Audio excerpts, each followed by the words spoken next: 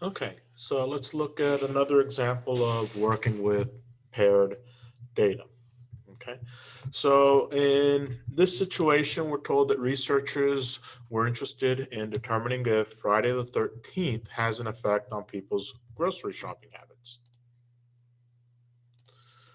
Right? And they collect the data on the number of shoppers at a sample of 45 nearby grocery stores on Friday the 6th and Friday the 13th in the same month, right? So they're looking at Fridays and looking at two consecutive Fridays. The dot plot and computer output below summarize the data on the difference in the number of shoppers at each store on these 2 days. The 6th minus the 13th.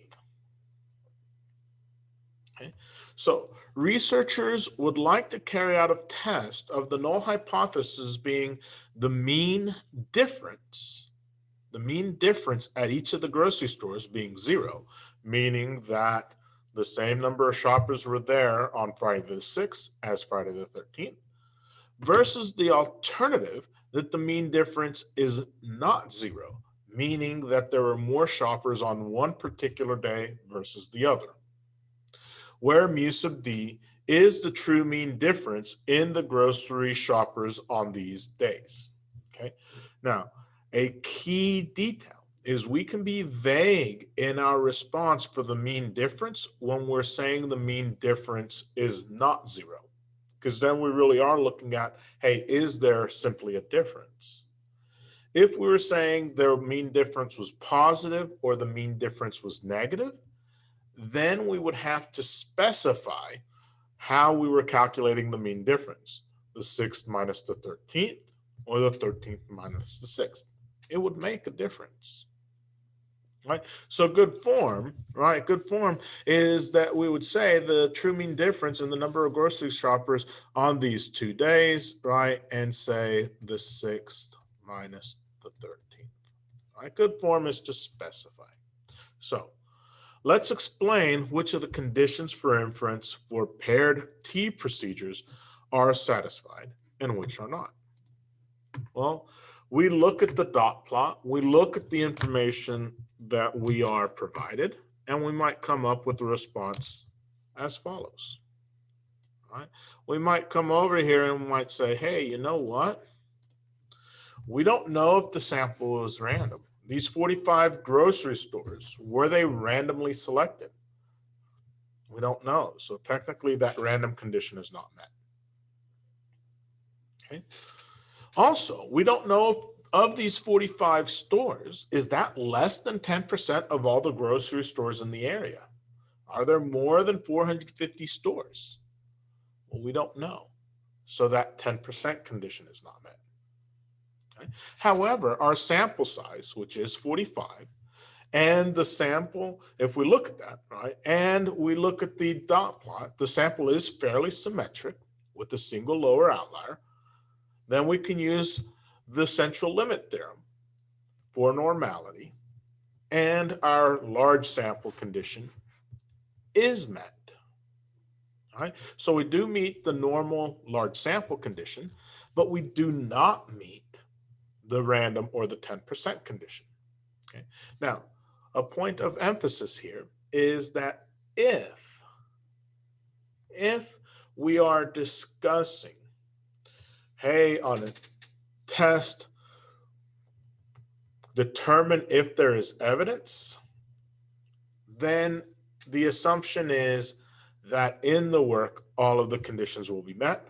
And if you have a situation like this where you say, hey, I don't know if the sample is random, then you say, we don't know if the sample is random, but let us assume that it is. We don't know if 45% is less than 10% of all the grocery stores in the area, but let us assume it is. And then obviously we have met that large sample condition, right? So on assessments, when you're asked, hey, simply evaluate if there's evidence, then the conditions should be stated as to how they are met. Right? But here, when you're asked specifically, hey, are these met or are they not met? Then you want to go through the details. Okay. Now, based on the computer output, so there's our computer output, show that a 90% confidence interval for that mean difference is negative 1.02 to negative 1.98. All right, so how do I find this confidence interval, right? I know my confidence interval is going to be given by the mean sample difference, right? So the mean difference from the sample plus or minus my t critical value, right, with my alpha over 2 and my degrees of freedom multiplied by the standard deviation of my sample, right, all over the square root of my sample size. Okay, now if I compute my standard deviation of my sample divided by the square root of the sample size, I know that that's the standard error of the mean, right, which would be 178 divided by root 45. And if I compute that on a calculator, right, 178 divided by the square root of 45, I do see that the standard error of that mean is, all right, let's see if I can write this neatly, 26.5. And we see that that value is actually provided for us. So it is okay if we went straight to use that value, all right, that we recognize that this value here is that standard error for the mean. All right, so we still need to find that t critical value, right? And the way I can find the t critical value will be inverse t of alpha over 2 with my degrees of freedom. In this case, alpha over 2 will be 0.10 over 2, and my degrees of freedom will be 45 minus 1. All right.